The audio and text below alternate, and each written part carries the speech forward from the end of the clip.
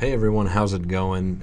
Just wanted to follow up yesterday's class with a video that kind of finishes off the project. So I want you to jump in on the Blackboard, and then in the Unit 8 folder we can grab a zip file of what we did in class yesterday, and I want you to open that up and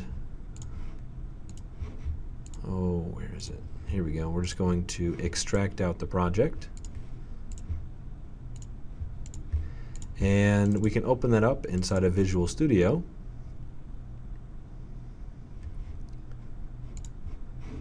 And it's telling me that the solution was not correctly loaded. And that's because it cannot find the Farseer project. I did not actually zip that up as part of the solution. So it loaded the physics demo project, it loaded the physics demo content project, but it broke the link to the Farseer physics project. It can't find it. So what we're going to do is we're going to re-download that because you might not yet have it at home. So just type in Farseer and do a Google search for that. And go to Farseer Physics Engine. It's farseerphysics.codeplex.com. And we can click the download link. Now that is downloaded as well. So we can extract that Farseer engine, pull that out, and then we're good to go. Now that we have Farseer, we have to get it back into our project. So I want you to right-click and choose Delete to drop the original empty Farseer physics engine from our project. Then right-click on your solution, go to Add Existing Project, and let's grab the Farseer Physics XNA project and click Open. Now we have it in here. However, if we hit F5, I do not believe we'll compile. Yep, see, we have some compiler errors. And we have compiler errors because it still can't find the Farseer engine. It can't find it because we no longer have a reference to it. So I want you to expand your physics demo project, expand references. Right-click on References and choose Add Reference. And under the Projects tab, you'll see Farseer Physics because it's a project that's loaded in our solution that we are not yet referencing. And so choose that and hit OK. And now we have Farseer Physics in here. If you hit F5, you'll notice that our game now compiles. And we're looking at what we were looking at yesterday. Okay, a couple things here. First of all, our guy, when he spawns, he is a rectangle, he's a box, and he stays upright, which is good. And at the bottom of that rectangle, we have added a joint that adds a wheel, a motorized wheel, and that's how we get him to move around. So I'm in the player class. I'm looking at the player class's constructor. One of the problems is the combination of the height of the rectangle and the height of the wheel actually make the physics objects that represent the player taller than the sprite sheet that represents the player. So I can't actually make the rectangle 70 pixels tall if there is a wheel at the bottom that adds an additional 50 pixels. So I actually want to subtract from 70 a certain amount. And you could do this through some trial and error. However, I've already done a bit of trial and error, so I'm just going to try to pick one, pick a value that I already know works. So I'm going to try 45 actually for the height. Okay, and now if I run that, he's still standing a little bit above the ground. We haven't implemented a jump yet, so it's not particularly clear where the top of his head is for the physics object. So why don't we implement a jump? Okay, and then we'll come back and we'll fix the size of the physics objects. Let's go down to our update, and we're going to add some logic in here for jumping. So what we want to do is we want to see whether or not the space bar has just been pressed. So I'm going to say basically, hold on, where do I want to do that? Actually, I want to do that before I detect my left and right movement. So I'm going to say if play.onPress keys.space, then we want to do some jumping. So if we're jumping, we can do a couple different things. First of all, we can just apply a linear impulse upwards on the body. So I'm going to say body dot apply linear impulse. We have to give it a vector 2. And this would be basically the amount of force that we want to push up on the object. I'm going to actually pass in the jump impulse that we already created up here. So the impulse, we're going to use 3 for that. So we're going to be pushing up with 3 units of force, which I kind of forget how this measures force. In addition to that, we could play with the states of the object. We could set grounded to false. We could also implement a jump timer, and we'll do all that. But first, I just want to compile and see if we do get. There we go. We do get a nice little bit of a jump by applying a linear impulse upwards. It looks like when I'm jumping, his head is going into the ceiling. And if you want to get a closer look at that, I'm going to open up GS Play, and I'm going to change the scale of our camera. Right now it's 0.5. I'm just going to change that scale to 1. That's going to zoom us in a bit closer so that we can see what's happening. So here's the guy.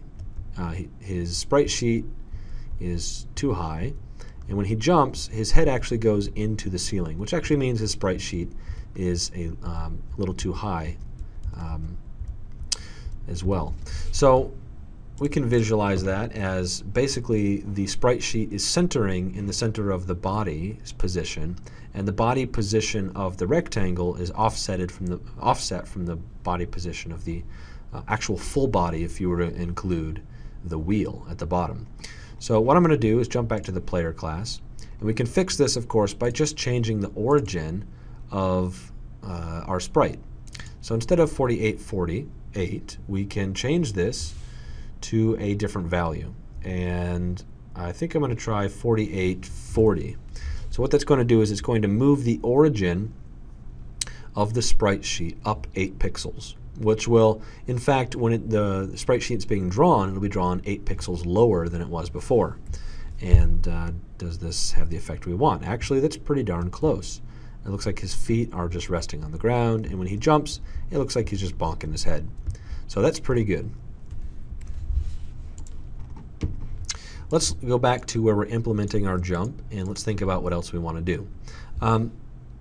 What's happening currently is when we jump and we press right, our character doesn't move to the right at all in the air, because all that's happening when you push left or right is the wheel is spinning. And spinning the wheel doesn't actually move him left or right in the air.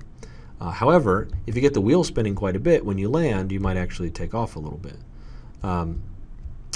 You might also notice, I've done this before, where I get him going really quickly and then he's able to hit a wall, and due to the friction of the wheel spinning up the wall, he actually slides down the wall slower than he really should. We can fix some of this a little bit. So first of all, what I want to do is come in here, and when I jump, I want to set my motor joint's motor speed to 0. So the wheel is not spinning at all, and that's going to help with some of that. Additionally, we're going to start playing around with that grounded variable. Remember, we created a boolean up here called grounded, and this is what we're going to change to determine whether or not we can jump. Currently, when we play our game, we can do double jumps. We can actually jump as much as we want. So I can get in the air and I can jump, jump, jump, jump, jump. And that's because there's no limitation here saying when I can and can't jump. There we go. So what I want to do is say, if I'm jumping, I'm no longer on the ground. So I'm going to say grounded equals false. Okay. Similarly, we can also set the state of the player. And let me just think, what would I want to set that to? Actually, I'm not going to set the state because I'm doing that elsewhere. Let's implement a jump timer. So what we're going to do is make it so that if you press the space bar to jump, we're going to set the jump timer to being 0.25. So that's a quarter of a second. And in that quarter of a second, after you initially press the space bar, if you're still pressing the space bar, it will continue to push up on the player. So what I want to do actually is all of this logic right here. This is the left and right logic. This says if you're pressing left, make the wheel spin left, and if you're pressing right, make the wheel spin right. But I only really want that logic if the player's grounded, if the player's on the ground. So I'm going to say if grounded, do all of this logic. I'm just going to wrap it in one big block. And then I'm going to put an else on here. If you're not grounded, then you're in the air. and how do we want the player to behave when they're in the air? Okay, well, we want to say if they're in the air, if play.isPressed keys.space, that means the player is still pressing the space bar. And if they're still pressing the space bar, and if the timer jump has not yet hit 0, so it's greater than 0, then we're going to affect the body's linear velocity. I would not suggest that you keep applying impulse or keep applying force on this object. If you keep applying force or impulse, the object's going to accelerate extremely quickly. And our goal here is not to have it accelerate, but to have it keep moving upward for a little bit longer. So what I'm going to do is I'm going to continue to push up on the object, or rather keep adding to its linear velocity upwards. So I'm going to say its linear velocity is equal to its linear velocity plus a new vector 2. And I want it to basically continue to increase its speed upwards by this constant value jump speed y, which up here I made a value of 1. So it can continue to add to its linear velocity upwards, but less than it would if we were to apply a force. Furthermore, I want to make it so that if the player ever stops pressing the space bar, they can't resume their upward momentum. So I'm going to basically make it so that if they release the space bar, I'm going to set the jump timer to 0. So you've missed your window if you release the space button. Furthermore, we have to decrease the timer jump over time. So I'm going to come up here. After we calculate delta time, I'm going to say timer jump minus equal delta time. There we go. So this should allow the player to jump higher if they continue to hold down the space bar. And I currently can't move because when our player spawns, grounded is set to false. So we're going to have to start determining how we can reset grounded to true when we collide with the ground. I could start by just making grounded true to begin with, but that doesn't really solve our problem. It does allow me, however, to walk around and do one jump. So if I do one jump, I can hold the space bar down and jump really high. In fact, that might be a little too high. But we can fix that later. Oh, look at that. My guy can keep jumping. Oh, but he can't press left and right. That's right. There's no limitation that says he can only jump when he's on the ground. But we want to add that. We only want the player to jump if they are on the ground. So right here where it says if play dot on press keys space, I want to say if the player is grounded and they press the space button, that's when we do the jump. Okay. Now, at some point, we have to set grounded back to true when the player collides with the ground. And this can be sometimes a little bit tricky to pull off, but the nice thing about this physics engine is we can do it in a way that's not too difficult.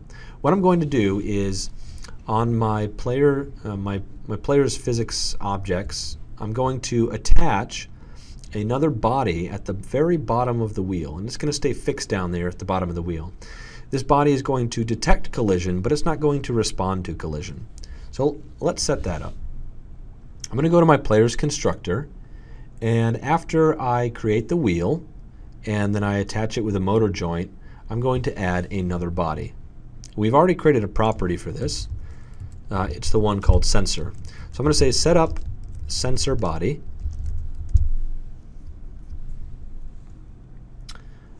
And I'm just going to say sensor equals body factory dot, I'm just going to make it a circle.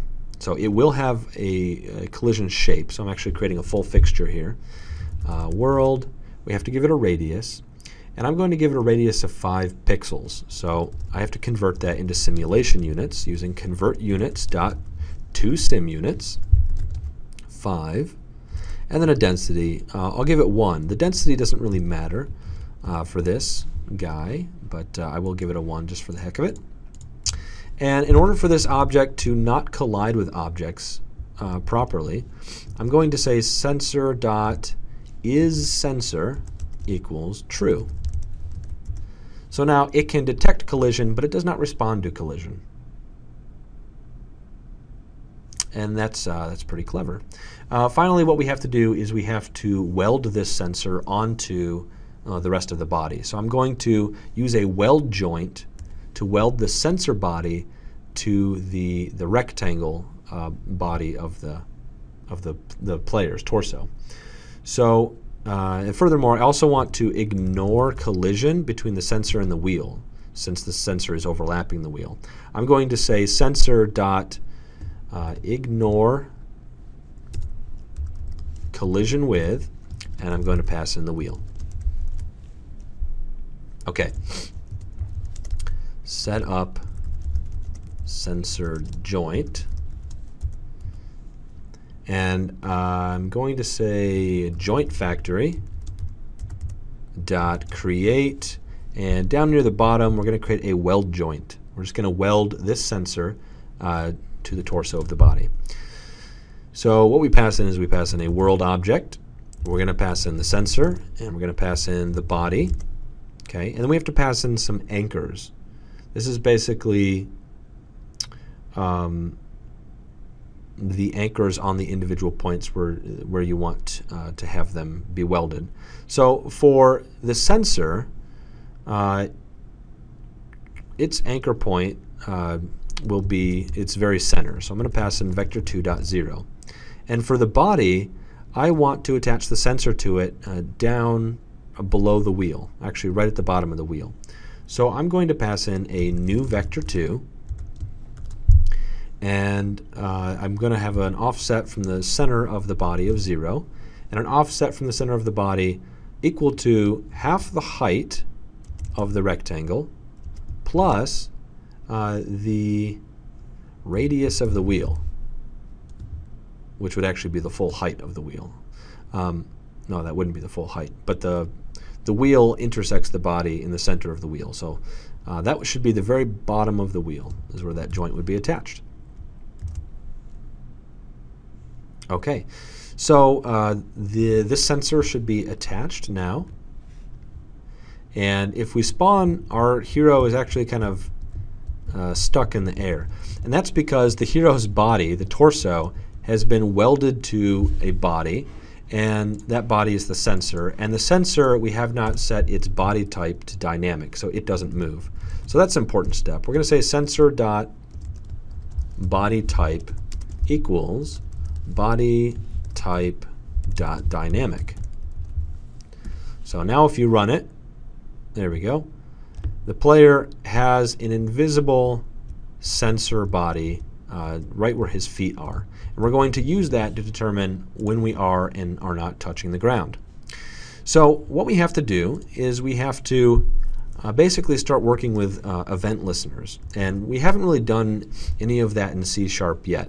If you've taken the Flash class, you are familiar with setting up event listeners and event handler functions. And typically when you create a game, you're not typically creating games in an environment that is event driven. But we can use events here, especially because our physics engine supports firing off events during things like collisions and separations.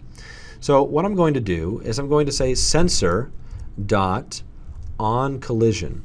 And notice that in these property lists, these lists of properties and methods, sometimes you have this little lightning bolt icon. The lightning bolt icon are any events that you can listen for that the object might fire. So in this case, a body object might fire an on collision event or an on separation event. What I'm going to do is set the on collision event equal to an event handler function that I want to handle, or rather I want to call the event handler function when a collision happens to the sensor. And the way you do that is by adding to the on collision event handler a new on collision event handler object, and you instantiate it by passing in the name of a function. And that would be a function here in this class that we want to fire when there's a collision. So we do not yet have a function for that. If you erase and then rewrite this parenthesis right here, the syntax hinting actually tells you the structure of the function. So the target function has to return a bool, and in its parameter list it has to take 2 fixtures and a contact. So let's write a function that does that. I'm just going to come down here and write a public or private function that returns a bool, and I'm going to call it something like handle collision, or you could call it like handle sensor collision. And I said it was going to take 2 fixture objects, so I'll call them F1 and F2. And it's going to take, I believe it was a contact object. Now, you can get all kinds of information about the particular collision, namely which 2 fixtures are colliding, and then you can get information about the points between the 2 fixtures that are touching each other. And you can get their normals, you can get the relative position to the fixtures. There's all kinds of interesting information you can get. However, our approach today is going to be very simple, and it's simple because we've created a tiny little sensor on the bottom of our body, and whenever that tiny sensor is colliding with something, we can consider our player as standing on top of that something. So whenever our sensor collides with something, I'm just going to set grounded to true. And this function actually has to return a Boolean, so I'm just going to have it return true. The true or false in this case would be whether or not the collision was handled. And then I have to finish my statement up here.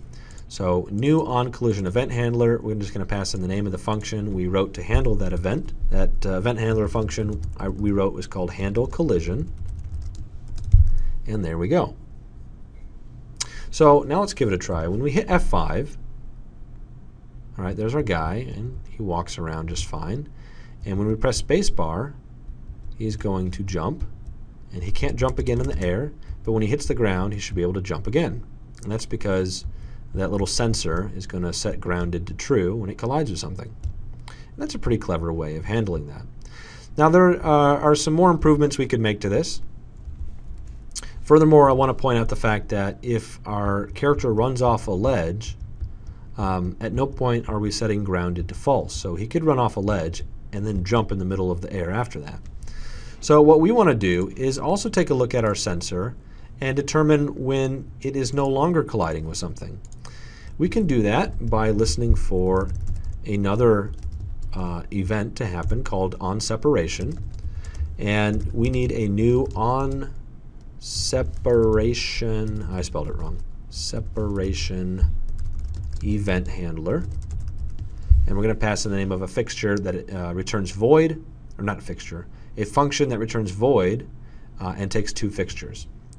So I'm just going to write that right here, public void handle separation, and it takes, I guess I can't type today. It takes a fixture that I'm going to call F1 and a fixture that I'm going to call F2. These would be the 2 objects that are no longer colliding because they just separated. And we could say, all right, if we're no longer touching something with the sensor, set grounded to false. Come up here and finish this line of code. On separation event handler, we're going to call the handle separation event. Now when you hit F5, we should not have that problem anymore. We should be able to walk off an edge and then not hit the jump when we're on the ground. Or excuse me, when we're in the air. Okay.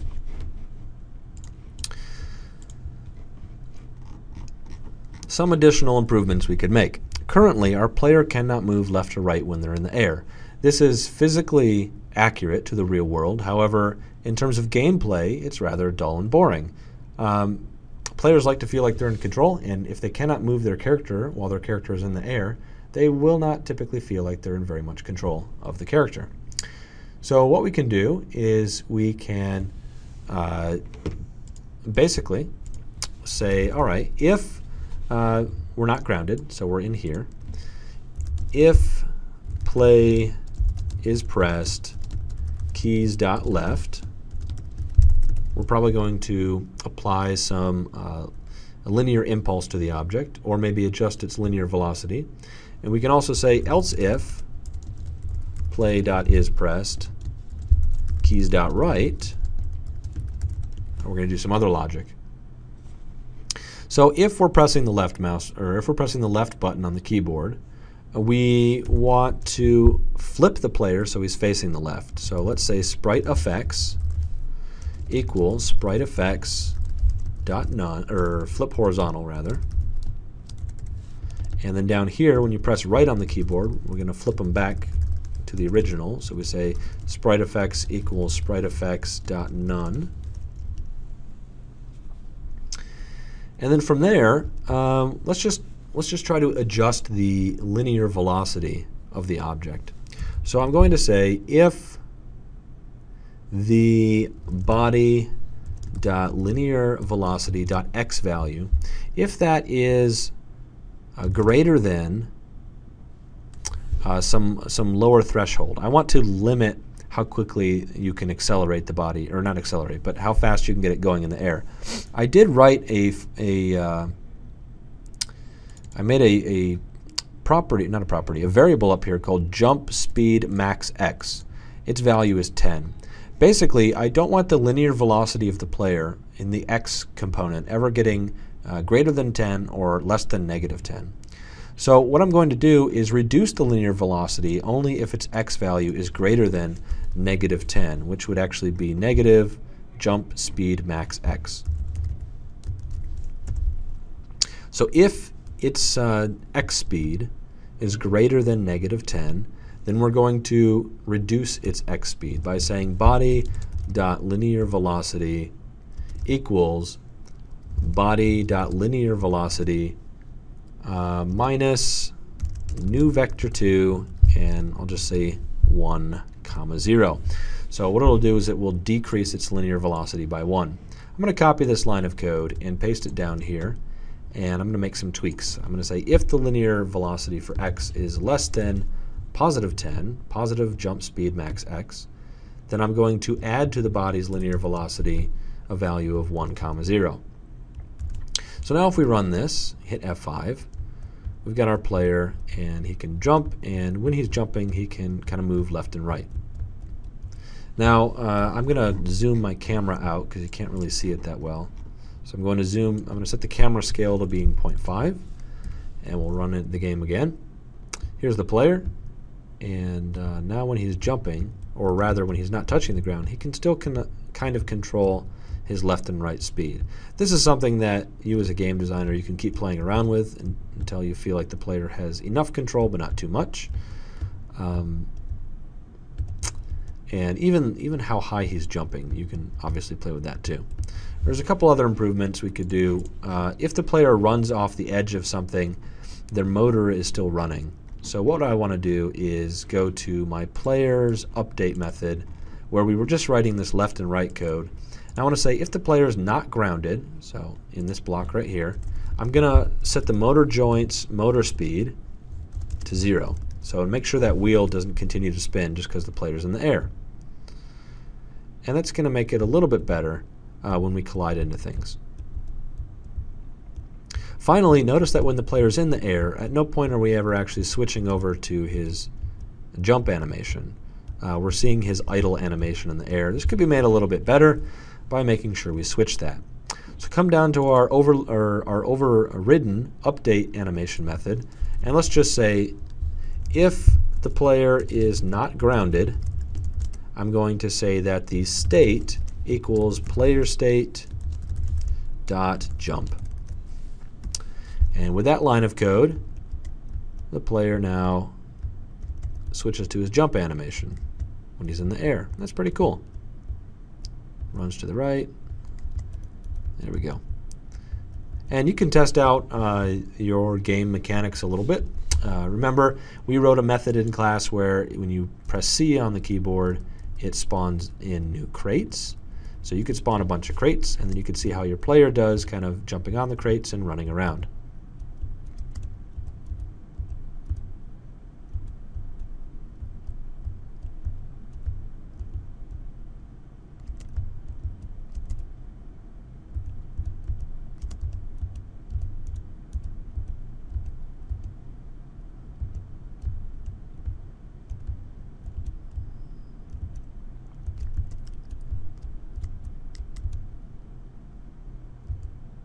Now you kind of have to be careful in a game like this for a couple different reasons.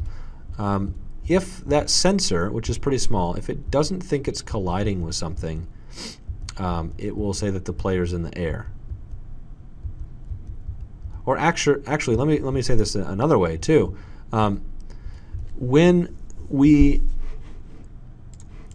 break collision with something, we automatically set the ground to false. But I want you to notice something here. When I spawn a bunch of crates over here, I'm going to spawn a couple crates actually. They're going to be next to each other. The player can actually be colliding with both of these. But as soon as the sensor stops touching one of them, the game thinks that the player's in the air. And this is a problem. And it's doing that because we're saying whenever it separates from any object, set grounded to false. And that's not entirely true. We want grounded to be false if the sensor isn't touching any objects. There's a couple different ways you could do this. You could basically count how many objects it's colliding with at a certain time. And every time it collides with one, you could add one to that counter. And every time it separates from one, you could subtract one from that counter until eventually you can just tell if that value is 0, it must not be colliding with anything. We can do something similar here with fewer lines of code. I'm going to comment out this line of code right here, and I'm going to go to the update. And in the update, what I'm going to do is I can take a look at the sensor object, and it has a whole bunch of properties in it, including a list of current contacts in something called a contact list. Okay, I'm going to say if that contact list, if it's null, the player must not be touching anything. And then if that's the case, I'm going to say grounded equals false. So if I hit F5, there we go. It works pretty well. When the player goes off of an edge, they switch to jumping. There is a little bit of a gap, a fraction of a second, between when he stops touching and when contact list is null. So this might not be the perfect solution for your game, or it might be good enough. You can see here when I'm on the crates, hopefully I'll get a little bit better response from the system. It doesn't think I'm in the air just because I walk off of one crate onto the other. Now, there are a couple little glitches in the physics engine. You could do a lot to improve it. For example, if you notice right now, my player gets stuck on this corner right here. That's actually because there is a tiny little gap between the wheel and the rectangle that makes up the player. And basically, the corner of this is wedging itself into that gap, which is causing the player to stand here. You could make some improvements, like you could make the wheel a tiny bit bigger than the width of the rectangle, and then you would no longer have that gap. Notice also when I hit F5, the player starts out like horizontal, and then he rolls over. What you could do is, if you never want the player to be, the sprite rather, to be anything but straight vertical, remember that in our physics object class, we wrote a property called body rotation affects sprite rotation. If you set that to false, the sprite will never take on the rotation of the body, which can be pretty helpful if you never want a sprite to rotate. So body rotation affects sprite rotation equals false. When you play the game, you'll never see the player start off sideways. And that's because the player's angle is always 0. Well, the sprite's angle is always 0, regardless of the tiny differences that the body might have inside of the physics engine. So this is probably a better way to go. Yeah, I think this is generally everything I wanted to cover. So I hope you guys enjoy looking at the physics engine. And I think what I'm going to do is say you do not have any homework this week other than continuing to work on the platformer that I assigned last week. So you have an additional week to make that platformer more interesting. You can stick with axis aligned bounding box for that assignment, or if you want to, you could throw out what you have and you could try to re-implement it in the Farseer physics engine. So that is up to you. So yeah, if you have any questions, shoot me an email. Otherwise, thanks for watching.